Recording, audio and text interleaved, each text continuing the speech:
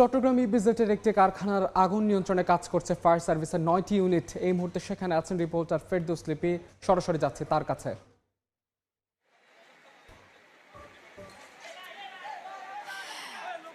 ইপিজেডের Adam cap নামে এই কারখানায় ভয়াবহ অগ্নিকাণ্ডের ঘটনা ঘটেছে। আমরা যতটুকু তথ্য স্থানীয় এবং ফায়ার সার্ভিসের মাধ্যমে জানতে পেরেছি, সেটা হচ্ছে দুপুর 2টার দিকেই যে ভবনের উপরের 2টি ফ্লোরে আগুনের সূত্রপাত এবং তারপরে ফায়ার সার্ভিসের 4টা ইউনিট প্রাথমিকভাবে আগুন নেভানোর জন্য আসে, কিন্তু আগুনের তীব্রতার কারণে আরও 5টা ইউনিট যুক্ত হয়েছে এবং এখনও পর্যন্ত 9টা ইউনিট কাজ করছে।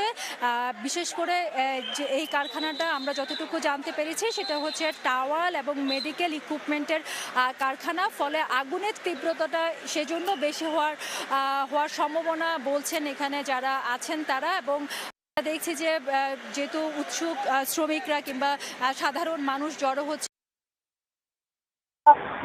কর্তৃপক্ষ কারোর সাথে কথা বলতে পারিনি এবং যতটুকু আমরা দেখতে পাচ্ছি সেটা হচ্ছে কারখানার ভেতরে যারা ছিলেন তারা আগে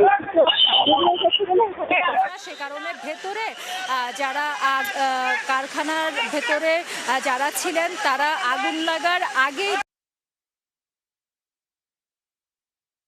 বলছেন যে যেহেতু কারখানার কারণে আগুন তীব্রতা সেটা অনেক বেশি এবং বিভিন্ন ধরনের জিনিসপত্র আমরা দেখতে পাচ্ছি যে পড়ার পরই কিন্তু এখান থেকে কিছু করছে, বেশি মতো জিনিসপত্র থাকার কারণে সেগুলো আসলে অনেক বেশি ঝুঁকি তৈরি করছে এবং সে কারণে যারা শিক্ষার্থী আছেন কিংবা সেনাবাহিনীর সদস্যরা আছেন তারা কিন্তু সবাই দূরত্ব বজায় রাখার কথা জানিয়েছেন এবং একতলা ভবনের ভিতরের সবাই আগুনের সূত্রপাত, সে কারণে যেহেতু সাধারণ ফায়ার সার্ভিসের যেসব অগ্নি নিরাপত্তার যন্ত্রপাতি সেগুলো তেমন একটা এখনো কাজে আসছিল না। শেষ পর্যন্ত ফায়ার সার্ভিসের যে মেটাল পরিবহন সেটা এসেছে কিছুক্ষণ আগে। আপনারা হয়তো দেখতে পাচ্ছেন টিভি ক্যামেরায়, সেটা হয়তো এখন চেষ্টা করবো এবং এতক্ষণ ধরে আসলে যে কাজটা সেটা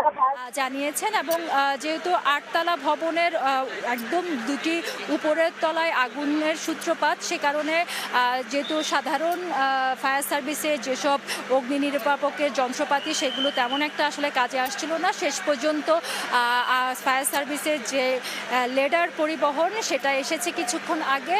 আপনারা হয়তো দেখতে পাচ্ছেন টিভি ক্যামেরায়, সেটা হয়তো এখন চেষ্টা করবে এবং এতক্ষণ ধরে